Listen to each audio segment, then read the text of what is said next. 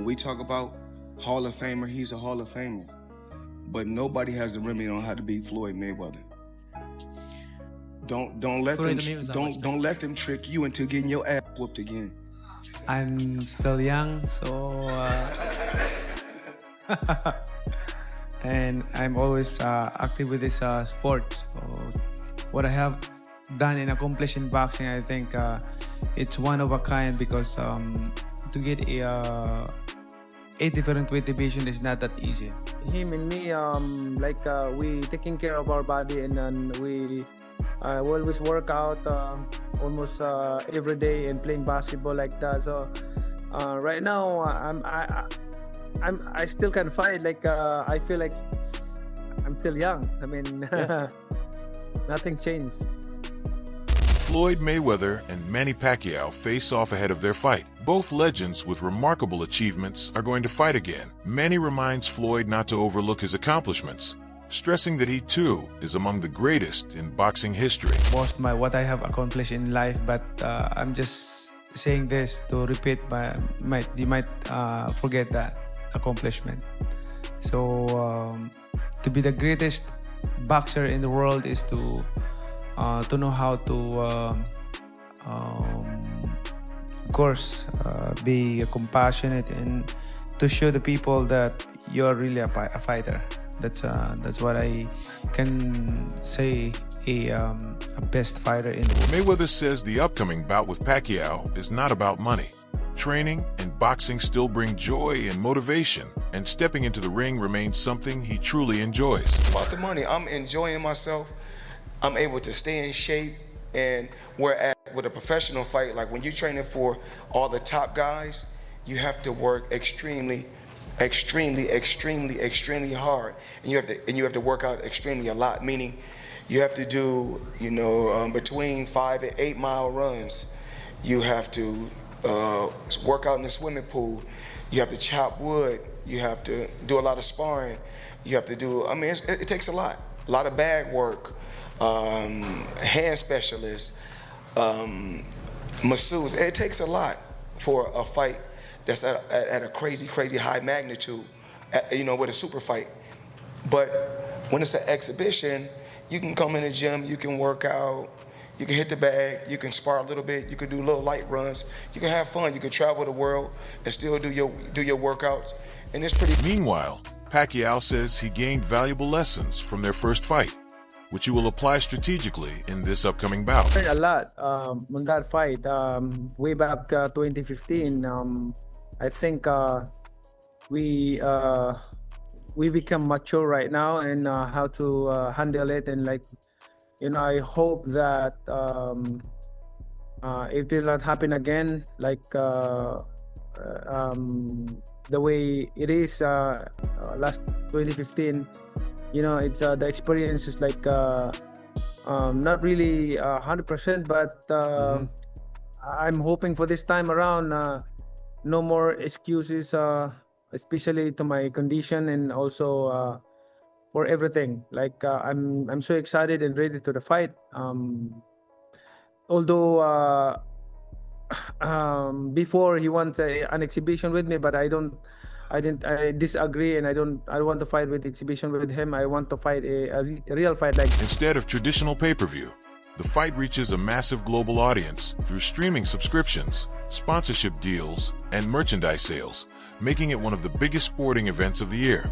People say the biggest fight in boxing history, if you don't adjust for inflation, et cetera, or tickets sold, et cetera. Joe Louis and Max Schmeling, the rematch, Ali and Frazier, the first fight. These were the biggest fights in boxing history. But Mayweather and Pacquiao was easily the biggest fight of its era, of the generation. And it was the highest grossing fight of all time. Sure. Because it had 4.4 million pay-per-view buys at $100 a pop. Do the math, right? It's interesting because Netflix is obviously in the business of, you said, eventizing. Yes. Everyone, they want enormous events that become shared experiences. In a way, in this day and age, partly because of delivery systems of content like Netflix, everything is so niche. Everything is so compartmentalized that there's very few shared experiences. It's one of the reasons that the NFL is such a big deal, because the NFL can get tens of millions of Oscar de la Hoya believes Floyd Mayweather Jr. will defeat Manny Pacquiao again, praising his elite defense and ring control.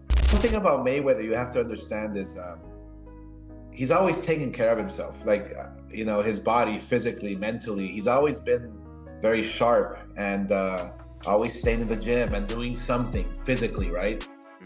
That's the big advantage he has. I mean, he's an athlete. He's a world-class athlete. You know, watching Pacquiao's last fight, yeah, you kind of feel bad. You kind of feel bad for him, and you know, even though he did win and he did, I guess, pull off a surprise in his last fight with a draw against the world champion, but still, you tend to kind of like feel bad because it's not the same Pacquiao. You know, it's definitely not the same Pacquiao I faced. That's for sure. The one that you know, put me on my stool in the 9th round. He believes Floyd's ability to avoid punches and dictate the fight's tempo kept opponents frustrated throughout his career. If they make it a real fight with the real rules, then yeah, it's an okay night for boxing. Who would you back? Who do you think would win it? If it's a real fight, because that's what Pacquiao wants, it seems. Yeah, I think Mayweather will. I think Mayweather will take it. Yeah, Manny Pacquiao is now fully focused on boxing only. Unlike the first fight, there are no distractions, and all attention remains on training and preparation. To know, do you plan to return to politics, or is boxing now your focus for the next few years? First of all, I would like to congratulate all the fighters, the Filipino who won the fight tonight. I'm proud of them, being a Filipino. And also, this is all I can say, that Pacman is back and the journey will continue.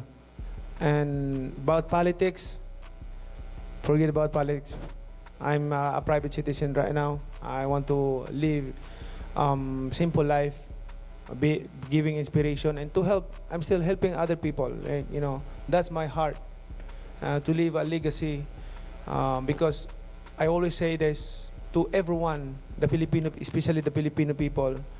I want to create a legacy that I can leave behind when we're gone. Because we're not forever in this world. We're just passing by. Sean Porter says Floyd Mayweather Jr. and Manny Pacquiao stay elite because disciplined living and clean habits keep both legends active even at this age. When you're Floyd Mayweather, that's got to be a hard thing to do, and especially when you're 49 years old. So there's some really good pros about it. You know, he's done some exhibitions. He's shown that he still has the abilities that he's had. They're clearly not what they used to be, but they're still there, you know. And then beyond that, the fact that he lives a good, clean life, you know. He has his fun, and what I like about him, and I'm a lot the same, we have fun without, I call it clean fun, right? Yeah. So we're out there, but we're not using the alcohol. We're not using, you know, the substances and all those other kinds of things. Yeah, we may stay up late once or twice a month, 2 or 3 o'clock in the morning, but what's the worst that can happen? And for someone like him, who he got everywhere he got because of this right here, that's never going to change for him, right? So he's just going to lock back in, and he'll literally be the Floyd of... Sean Porter highlights the unique stakes of this matchup, emphasizing how rare it is for a fighter like Floyd Mayweather to risk his perfect record at this stage in his career. While many athletes his age might choose safer exhibitions or low-risk appearances, Floyd is putting everything on the line, making this fight official and not just a showcase. Porter notes that this willingness to compete seriously at his age is what draws attention and keeps fans intrigued. Despite the high risk, Porter expresses confidence that Floyd's skill, discipline, and strategic approach will allow him to maintain his undefeated record. It's the combination of experience, training, and a lifetime of smart choices that makes Floyd formidable even against younger opponents. It's like such a massive risk, though, Sean, even for Floyd, to put that 50-0 record, that unblemished record, on the line. From that standpoint, are you surprised that they didn't do this as an exhibition, that it is a real deal sanctioned fight? I'm not really surprised. I think that, again, when you get in the ring with Floyd, when you do a promotion against Floyd, when you have to deal with the business with Floyd, you grow, you learn. Manny has grown and learned the same way that we were notorious for saying Canelo became a different fighter after fighting Floyd. It's how it's supposed to go, you know. So I'm willing to bet that this sanctioned fight is Manny's team pushing against this and saying we need an actual fight against Floyd. If it's not an actual fight, it's nothing. And I think Floyd, you know, he just really believes in himself and knows that that O ain't going nowhere. I'm not suggesting it's going to be like the same thing as it was back when they... This bout becomes more than just entertainment. It becomes a test of legacy, a moment where reputations and records are genuinely at stake. Fans and analysts alike watch closely because every punch and every round carries weight, and the outcome will either cement Floyd's legendary status further or mark an unprecedented shift in his career. Porter frames the fight as a compelling blend of risk, skill, and history, ensuring that the stakes are felt by everyone watching.